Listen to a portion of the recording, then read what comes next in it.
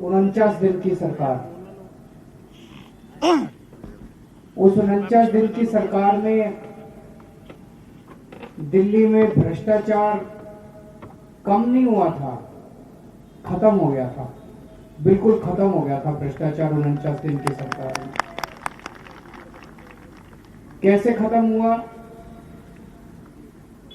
आप लोगों को याद होगा, जैसे ही हमारी सरकार बनी मैंने ऐलान किया था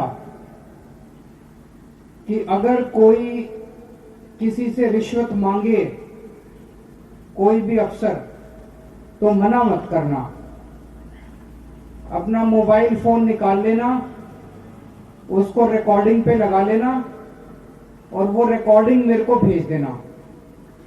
मैंने अपना व्हाट्सएप नंबर जारी कर दिया। 49 दिन के अंदर मैंने 32 अफसर जेल भेजे थे।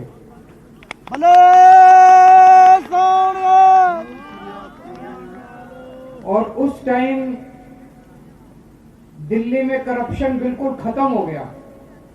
कोने कोने में बात फैल गई कि बड़ा सख्त मुख्यमंत्री आया है, किसी की नहीं सुनता, कोई भ्रष्टाचार बर्दाश्त नहीं करता।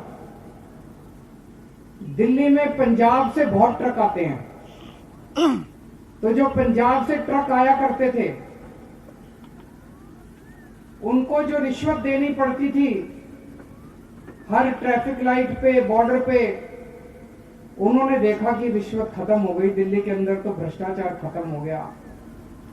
उन्होंने वापस आके पंजाब में बताया, लोगों को बताया कि दिल्ली में जो नई सरकार बनी है, दिल्ली में जो केजरीवाल की सरकार बनी है, वहां पे भ्रष्टाचार बिल्कुल खत्म हो गया है। और आज ट्रक वालों ने जो पंजाब में वापस आके बताया, उसका नतीजा था कि अगले लोकसभा चुनाव में पंजाब के लोगों ने हमें 4 एमपी की सीट दी थी। उनको लगा ये सरकार बड़ी शानदार है।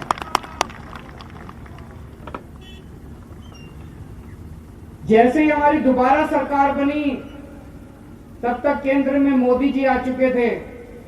मेरी एंटी करप्शन ब्रांच जो थी, उस एंटी करप्शन ब्रांच के जरिए, जिसके जरिए मैंने 32 अफसरों को जेल भेजा था, मोदी जी ने वो मेरी एंटी करप्शन ब्रांच छीन ली। आपको पता है दिल्ली सरकार के पास पूरी शक्तियां नहीं है और हमारी सरकार की काफी सारी पावर छीन ली। अभी मुझे कुछ साथियों ने बताया कि बॉर्डर पे 5 नंबर वाले तंग करते हैं और भी कई सारी समस्याएं हैं।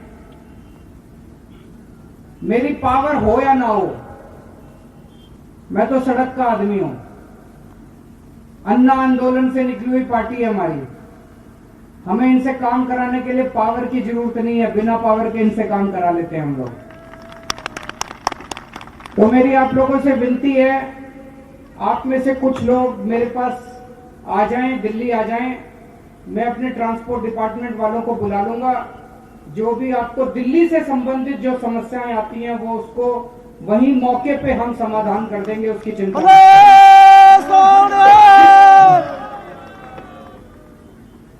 अब आते हैं पंजाब की समस्याओं पे। मैं आज राजनीति करने नहीं आया,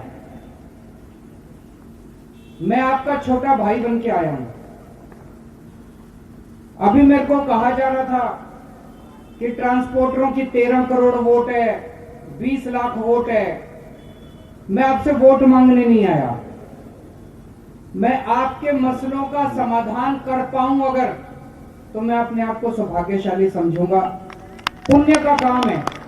अगर किसी का रोजगार छिन रहा है, किसी की रोजी रोटी छिन रही है, किसी के घर का चूल्हा बंद हो रहा है, अगर मैं किसी के रोजगार वापस दिला सकूं, तो ऊपर वाला हमारे साथ है। वोट तो अपने आप आ जाएंगे, वोट की चिंता हम नहीं करते। मैं राजनीति करने भी नहीं आया। आप लोग जिसको भी वोट दोगे, मर्जी से दोगे, अच्छी वोट दोगे, मेरे को पता है। और जो भी जीतेगा अच्छी सरकार चलाएगा, ये भी मेरे को पता है।